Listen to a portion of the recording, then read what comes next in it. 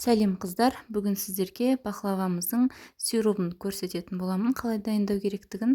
Яғни 500 грамм суымызды құйып аламыз ең алдымен. Оның үстіне бірге бір 500 грамм қантымызды салып алатын боламыз.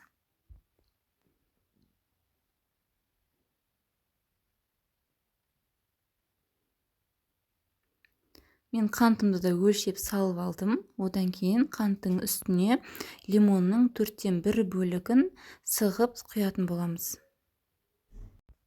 Лимонның өзін де ішіне салып жіберетін боламыз. Барлығын бірге қайнатып алатын боламыз.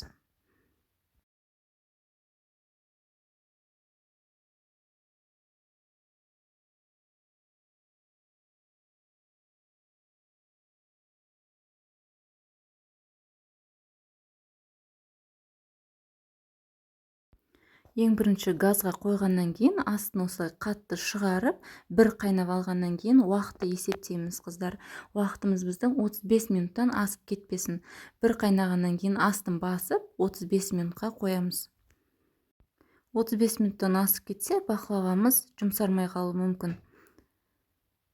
Мінекей осылай менің суым тартылып, сиропым дайын болды.